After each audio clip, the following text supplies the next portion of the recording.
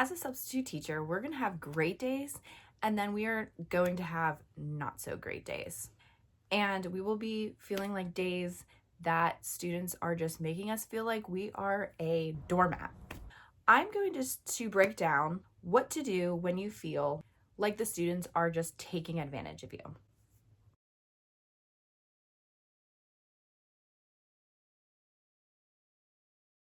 Okay, so first, it could be a lack of familiarity. Maybe you're new to the school or maybe they've seen you before, but they never had you in class. So they are just testing their boundaries, seeing what you're like. Are you the cool one that lets them do things? Are you strict? Are you mean? They don't know. They're trying to test you as you test them, making them want to get their work done and do what they are supposed to be doing. There could be the perception that subs have less authority. That is absolutely false. So do not think that at all.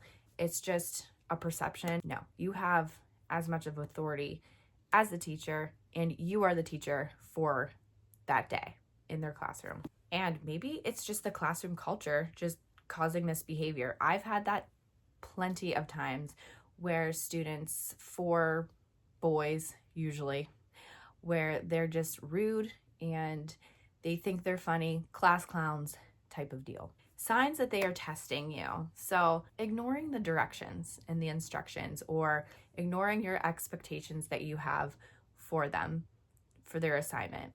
You feel like you have to attempt to redirect their behavior several times. And of course, excessive talking and the refusal to work. So here are some strategies that will help you remain in control. Make sure that you set expectations early.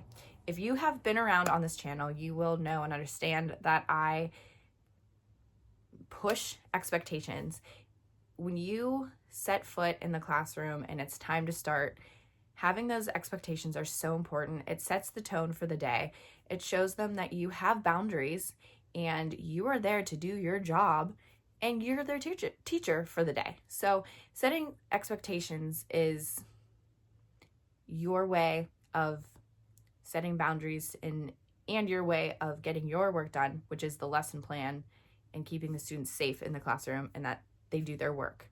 Assert confidence.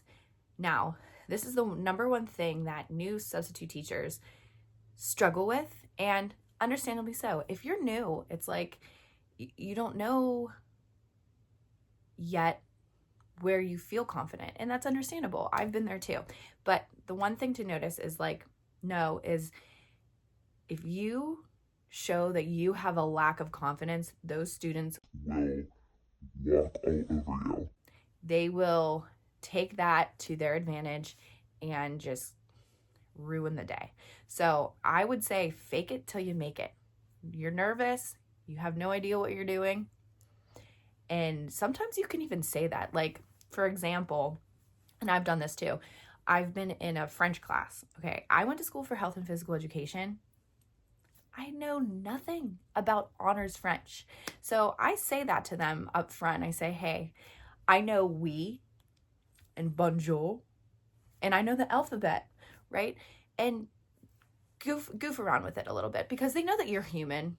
They should know that you're human, and you don't know everything, okay? You're not expected to know everything. So, but showing that even though you don't know what you're doing, you're going to try your best in class. And if they have questions, you can write them down or Google them, whatever you can do to help the students be the best that they can be that day. Stay consistent. So stay consistent with we have a heater in our room and it just went off. So sorry if you can hear that. Staying consistent is really important, especially with your expectations. And so for example, say the teacher doesn't want cell phones in the classroom or while they're working, and you say no cell phones when you're working, and you go around and you just correct that behavior, staying consistent with it. I'm sure we all know what consistency means with that. Use proximity and presence. So walk around the room. These days now, students have laptops and iPads. whatever they use for technology use. And they will be on Roblox. They will be doing things that they're not supposed to be doing. And if you're not walking around, they're going to be doing what they're not supposed to be doing. So make sure you go around and they're doing what the assignment is. And if they have time at the end, if it's a really quiet class and they all do their work, they show you their work, then they can do that for 5 minutes if it's allowed. I would ask another teacher or the principal if it's allowed that they can do 5 minutes of free stuff on the computer. That would probably, yeah, I would definitely ask, because I'm sure a lot of schools have things blocked. Engage students. This one I feel like is hard, especially when you're a day-to-day sub, and just engage them. Ask them questions. Ask what they're doing and ask what they enjoy doing. You don't have to just always be like, stay on task, stay on task. Well, if they're on task or they finish early, like, ask them about themselves. Build rapport. They like that. Then that way they know that they're safe. They can be safe around you. Addressing escalated behavior. So there are some times where you may need to go get the principal. It's important to know when. So if you have excessive talking in the classroom and you're not able to calm them down, and it gets worse and it all of a sudden becomes escalated to screaming, they're screaming at each other, then the next time they're fighting and you're like, what the heck? Like, oh my gosh, I'm so nervous. You can go and get help. If there's a student in the classroom who's violent and they throw a chair across the room, you need to call the office and you need to go get the help that you need, calling the office or a teacher next door, something along those lines. Something that I would say you don't need the office for is, like, if you excessively say, put your phone away, put your phone away, put your phone away. You don't need to go and like tell that to the principal. That would be more something that you would just tell the teacher. I just wanted to distinguish that because I get questions about that a lot. Like, when do I go to the principal for help? And you can always, it doesn't matter. It doesn't matter the situation, but if you feel that you are extremely unsafe and the students are unsafe around another student, then it is time to call the principal or administration in or anyone that can help with the student. If you are in a situation where there are students fighting or there's a student who's ransacking the room or something along those lines, the first thing that you do is get the other students out of the room, and then you get yourself out. Keep that student in there. Someone should go get help from a teacher, principal, and then they can save the day, hopefully.